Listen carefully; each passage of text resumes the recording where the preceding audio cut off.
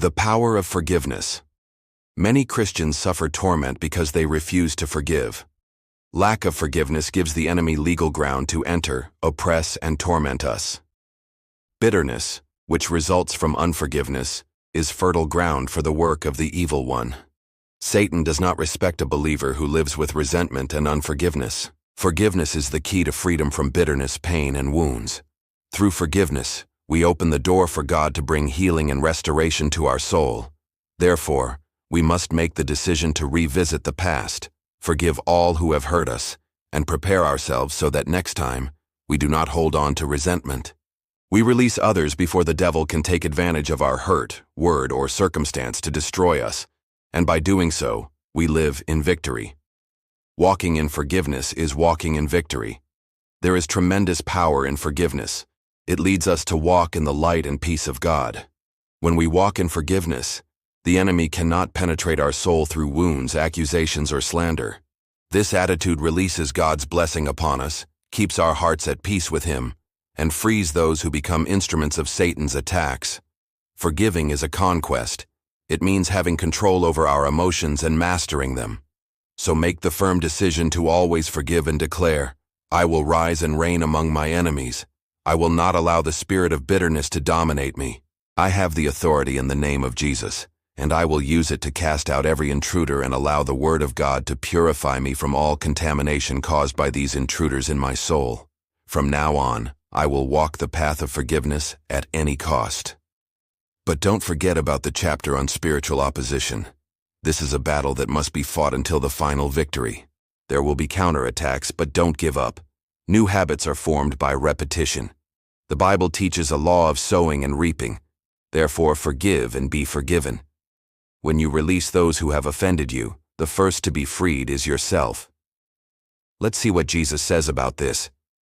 "Judge not, and you will not be judged. Condemn not, and you will not be condemned. Forgive, and you will be forgiven. Give, and it will be given to you. Good measure, pressed down, shaken together, and running over will be put into your lap. For with the measure you use it will be measured to you." Luke 6:37-38. Verse 38 is often used in relation to giving offerings, but its primary meaning here is about judgment, forgiveness, and mercy. It is about loving your enemies and praying for those who persecute you. Give mercy, give forgiveness, and you will receive a full measure of love, forgiveness, and mercy in return. What does this mean? It means that in return, you will be loved, forgiven, and receive mercy. If you sow forgiveness, you will reap mercy. To forgive is to free, release, let go, grant an unconditional favor to the one who hurt us. It means not holding on to the wrong done, not keeping bitterness or wounds. It's acting as if the incident never happened. God's forgiveness is the standard for human forgiveness. Just as God forgave us, we must forgive others. Unforgiveness keeps you bound to the past. Unforgiveness traps you in yesterday. Those who refuse to forgive remain prisoners of their past, unable to live freely in the present. They carry pain into every moment, filtering new experiences through the lens of old wounds. Bitterness from the past poisons present relationships. Sometimes a small incident triggers a strong emotional reaction, leaving others confused. But the outburst often has little to do with the current moment. It's the past, still alive in the heart, dragging itself into today and destroying connection. When you don't forgive, you remain chained to the people who hurt you. Your thoughts are consumed by memories of those who caused you pain. Spiritually, this can even become a doorway to sin, as unforgiveness holds you in bondage. Jesus said in John 20:22-23, "And with that, he breathed on them and said, 'Receive the Holy Spirit. If you forgive anyone's sins, their sins are forgiven. If you do not forgive them, they are not forgiven.'" Forgiveness sets people free, but withholding it binds not only them, but you too. The example of Jesus. At the cross, Jesus was betrayed, rejected, mocked, and crucified. Yet in the midst of unimaginable pain, he cried out, "Father, forgive them, for they do not know what they are doing." Luke 23:34. He offered them a chance to repent, even in their cruelty. Stephen followed his example in Acts 7:60, praying, "Lord, do not hold this sin against them." Many believe this moment planted the seed of Paul's conversion. When we hold on to offense, we don't only harm others, we damage ourselves. Forgiveness releases both the offender and the offended. Forgiveness in human relationships. In families, unforgiveness can fester for years. A parent who disapproves of a child's choice in marriage or career may silently hold resentment, causing deep emotional harm. In churches, leaders sometimes withhold forgiveness from members who fail, leaving them exposed to shame and spiritual oppression. But here's a powerful truth. Forgive and become like God, who is full of mercy. Refuse to forgive and become like the one who hurt you. Choose mercy. Remember, time does not heal wounds rooted in bitterness. The longer you wait, the deeper unforgiveness digs in. It doesn't fade, it grows, unless you pull it out. The high cost of unforgiveness. Unforgiveness invites torment. In Matthew 18:21-35, Jesus teaches that we must forgive without limit, 70 times 7. He tells a story to drive the point home.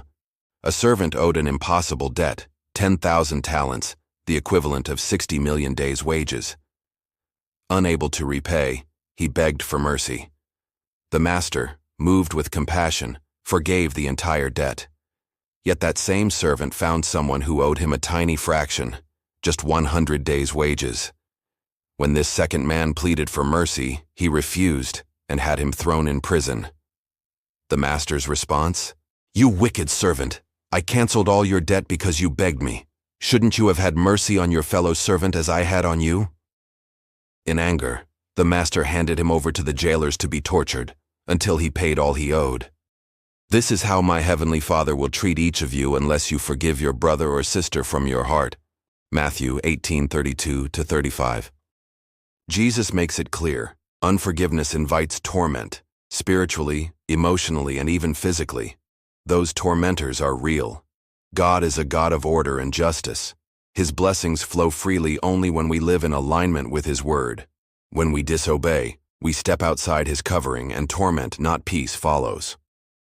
Grace received, grace given. We have received unimaginable grace and mercy from a loving Father. In light of that, how should we respond to those who offend us?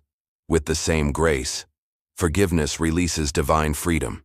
It heals the soul, severs the chains of the past, and opens the flow of God's presence in our lives. Let's pray, with sincerity and surrender, as Jesus taught us. Which forgive us our debts as we also have forgiven our debtors, and lead us not into temptation, but deliver us from evil. Matthew 6:12-13. Forgiveness releases. Forgiveness. When we forgive others, we position ourselves to receive God's forgiveness. Those who forgive are forgiven. Jesus is explicit. For if you forgive other people when they sin against you, your heavenly Father will also forgive you.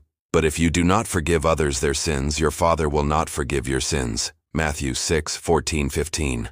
In Mark 11:23-26, we find powerful teaching on the authority and faith to move mountains, the power of prayer through the spoken word. But all this depends on a forgiving heart. Faith without forgiveness does not work. Authority without forgiveness is a disaster. Jesus is categorical. When you stand praying, forgive anyone you hold a grudge against, so that your Father in heaven may forgive you your sins. But if you do not forgive, neither will your Father who is in heaven forgive your sins. Mark 11:25-26. Unforgiven sin makes us prisoners of Satan. To walk in blessing and keep God's hands free to pour out the treasures of His grace upon us, we must walk forgiveness before God, others, and ourselves. The path is clear. Always forgiven and always forgiving. Our forgiveness unlocks God's forgiveness for others. When we truly understand how much good forgiveness does, not only for us but also for the offender, we will never hold anyone captive by refusing to forgive. Jesus expresses a powerful truth in Matthew 18:18 when He says, "Whatever you bind on earth will be bound in heaven, and whatever you lose on earth will be lost in heaven." This means our attitudes here on earth influence the spiritual realm. Our forgiveness opens the way for blessings to flow not just in our lives, but in the lives of those who wrong us. If we want to be channels of freedom for all people, we must forgive all. When someone sins, they become guilty. But if the offended party releases the offender, then in the spiritual realm, the offender is freed to receive God's blessings, including His forgiveness. Our forgiveness brings God's healing. Many illnesses stem from unforgiveness. We've seen how hurts, which breed unforgiveness, poison our whole system and cause various diseases. For these ailments, there is only one cure: forgiveness. This forgiveness must be threefold. Since hurts can be against ourselves, others, or even God, forgiveness must cover all these areas. Wherever hurt has entered, forgiveness must enter to expel its deadly poison. You may even need to forgive yourself. No matter who is the object of unforgiveness, the effects are the same. You can become trapped by unforgiveness for mistakes you yourself have made. How often is the mind tormented by accusations, past sins, and failures? Even when sins are confessed, an accusing spirit may linger, causing the person to drown in guilt without accepting God's forgiveness or their own. But where sin increased, grace increased all the more. Romans 5:20. God covers a multitude of sins. You can stand before God, confess your sins, and receive His forgiveness. No matter what Satan tries to use from your past to strike you down, it doesn't matter how big your sin or transgression was, God is greater. And what a wonderful truth. God's forgiveness is a tremendous provision for you. If we confess our sins, He is faithful and just to forgive us our sins and to cleanse us from all unrighteousness. 1 John 1:9. If God forgives you, then you must forgive yourself because you are not greater than Him. When we sin, we must feel true remorse and repent before God, confess, and abandon the sin. But once our heart turns, rejecting transgression and seeking God, Satan loses the power to accuse us of that sin. The Lord casts our transgressions behind His back, and as the Word says, I, even I, am He who blots out your transgressions for my own sake, and remembers your sins no more. Isaiah 43:25. In the spiritual realm, Jesus cancels the debt we owed, allowing us to stand and enter the Holy of Holies without any guilt, as if we had never sinned. Because God accepts us as righteous through the blood of the Lamb applied through repentance and confession. Therefore, we are ambassadors for Christ, as though God were making His appeal through us. We implore you on Christ's behalf, be reconciled to God. God made Him who had no sin to be sin for us, so that in Him we might become the righteousness of God. 2 Corinthians 5:20-21. Now forgiven, you are able to forgive others. We have spoken much about this, but it is worth remembering some key principles. If my relationship with a brother or sister is not built on forgiveness, God will not accept my offering or service. The Master's words are clear. If you are offering your gift at the altar, and there remember that your brother or sister has something against you, leave your gift there in front of the altar.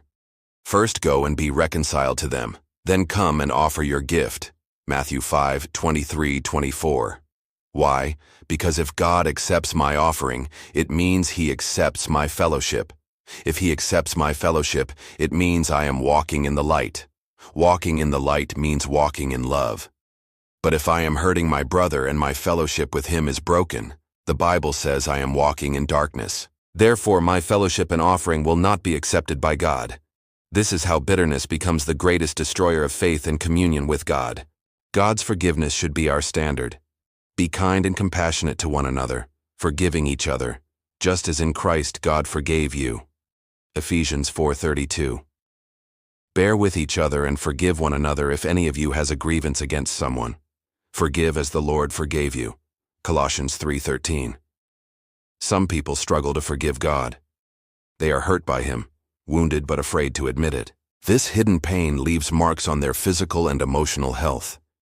Perhaps you lost your father, mother, child, or spouse when you were young, or you face some tragedy in life, and you ask, why did God allow this? Deep down, you are hurt, thinking God had the power to stop what felt like a tragedy but didn't. Your soul is poisoned and you are sick. If this is you, your healing begins by forgiving God as well. Know that He loves you and wants to bring complete healing into your life. Never wait for a feeling to forgive. Forgiveness is not a feeling. It's a decision of the will. It is an act of obedience to God. You decide to forgive. The feeling will come later. Don't say, "I don't feel anything." It's not your feelings that determine your actions, but your decision, and when you act, God's power will come to help you. As you release the person who offended you, God will remove your wound, and healing will soon blossom. How is your soul? Right now, the Spirit of God is with you, ready to help you release forgiveness. Make a decision to forgive all who have hurt you in the past. Forgive yourself for allowing what you now condemn. Accept God's forgiveness in your life. If He has already forgiven you, you are not greater than God to hold on to guilt. Release others and be set free. If you carry bitterness toward God, do the same, and your healing will begin, launching your soul into a new dawn of joy and peace with yourself, with others, and with God.